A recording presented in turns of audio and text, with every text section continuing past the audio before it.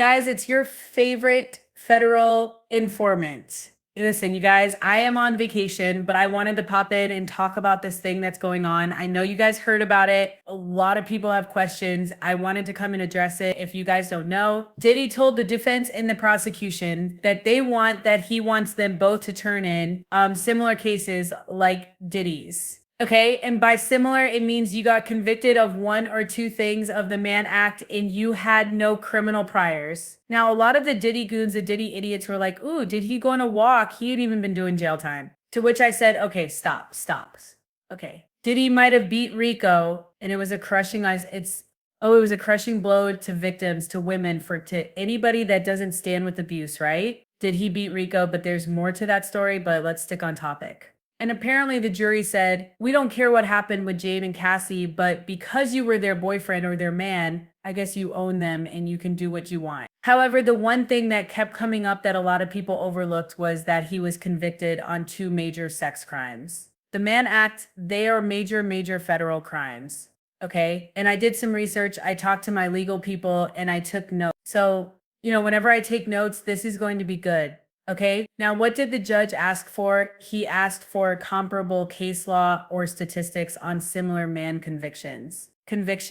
Now, first of all, this request is not unusual, but it is never neutral. It usually signals one or two things. One, that the judge is exploring options to justify a lighter sentence or release, especially if they're asking about parole eligibility, probation, or sentencing ranges. Two, the judge is building a case for why Diddy should not get leniency. By establishing how others were treated in similar cases, they could argue that letting Diddy off lightly would be inconsistent or unjustified. So the big question, all right, I'm actually being texted like present Tesa. and no longer has a voice who will pursue justice for her accusation. And the thing is, if we look at the Diddy case, as of the taken against Diddy, no expansion of the investigation, no isolation orders, no equipment access, no suspension of attorney communication. His community ties made him more dangerous, not less. So it's going to be hard for Diddy to rebrand himself. The judge also has letters from multiple victims who explicitly said he's a threat and allegedly wielded violence as a means of control.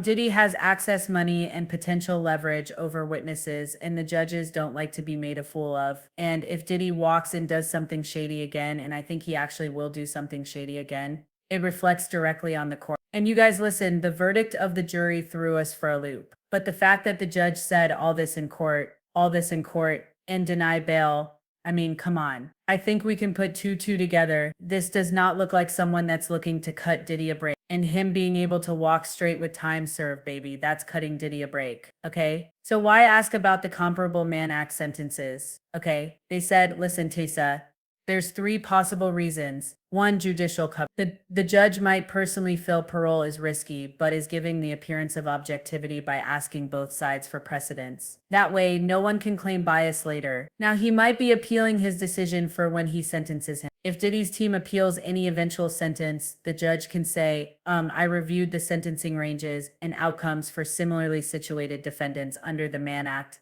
and the sentence falls squarely within that range. Or the judge also might be testing boundaries. Maybe the judge is trying to find out how lenient or harsh they can go without being reversed. They could be considering probation in theory, but still leaning towards prison unless Diddy's team provides extraordinary mitigating evidence. Now let's talk about that mitigating evidence. Remember when I told you guys that Diddy's team, I believe, are trying to shut up any content creators that are still criminal with them? And they feel like if they shut down the content creators, then they can start on this rebrand. Think about it. You shut us up by July, August, September, and then you got a little bit of October to get this Mother Teresa Hail Mary that they think is going to wipe Diddy's record clean. Unfortunately, a lot of evidence that the jury wasn't shown, a lot of witness statements and affidavit that the jury didn't see. The judge is privy to all that, and all that is going into his decision, okay?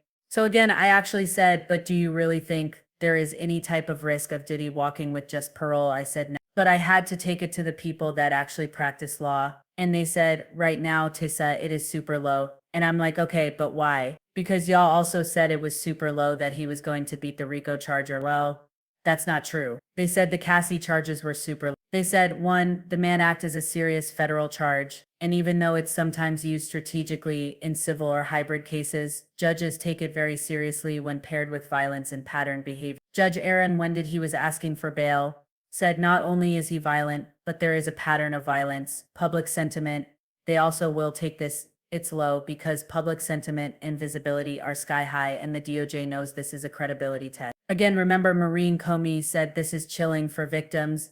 It will have a chilling effect. And if the judge already said Diddy is violent and a threat and denied bail, and then suddenly letting him walk would make the judge look wildly inconsistent unless new facts came to light. So what do we think about the judge? This is just my personal take. I think the judge is doing due diligence checking to see if there's any legal wiggle room. But based on prior comments, it sounds like this judge already sees Diddy as a danger, and it's just asking for case comparisons to legally reinforce whatever sentence he's already decided on. So unless Diddy pulls a legal rabbit off the hat, he's unlikely to walk with this parole. This request is probably more about sentencing justification than lenient. Okay, so here's the thing, right? Okay, what type of language? And I just want to refresh your memory. The type of language that slams the door on parole or probation. Present. And listen, and no longer has a this. voice who He will said pursue Diddy was a justice batterer. for her This accusation. is not just commentary. As That of is the legal taken language against or- Diddy, It suggests no a expansion pattern of the violence, investigation, not a one-time no incident, isolation and the orders, judge is accepting no equipment allegations as access, credible and no may be suspension treating of them as attorney established communication. facts for purposes of sentencing or bail decision. And it undercuts any claim that did violent behaviors isolated, provoked, or misunderstood. Judges should casually just don't throw out that word unless they wanted to stick around on the official record. He also said your client admitted he is violent and tried to preemptively enter a batter program. This is huge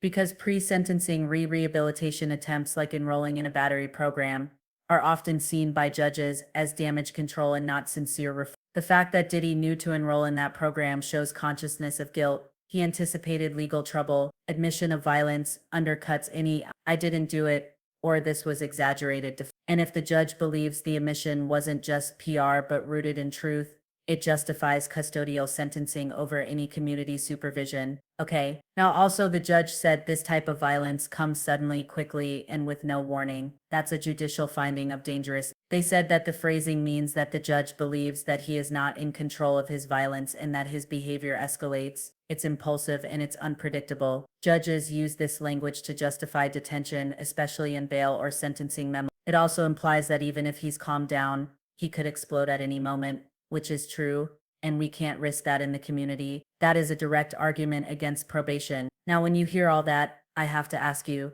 does this sound like a judge that's gonna let Diddy? I mean, let's be serious. Even though I'm scared for the Diddy goons. What are they gonna do? Hold a visual beast standing outside with a boombox begging for him to be let out of jail. I can't wait to see this. They said so again. I don't think it, or actually, absolutely not. If anything, a judge is building a sentencing record that says even if this man has money, power, and influence, he is violent, he is dangerous, and he is incapable of safely existing in the community. He tried to game the system with a batter program. He admitted what he did, and I'm not playing along. Again, these statements make it legally and politically almost impossible for the judge to grant parole without massive backlash or risk if Diddy reoffends or contacts a victim after release. It's on the court. This isn't a judge looking for an excuse to show mercy. It's a judge locking in a narrative of violence, manipulation, and danger. Any future sentencing or probation denial can be backed by this exact language. So unless something drastic changes,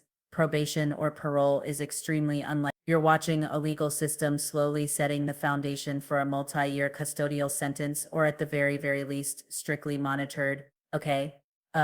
Strictly monitored movements. Again, listen, at the end of the day, I don't know. It is what it is. We are expecting that Diddy will actually do some jail time.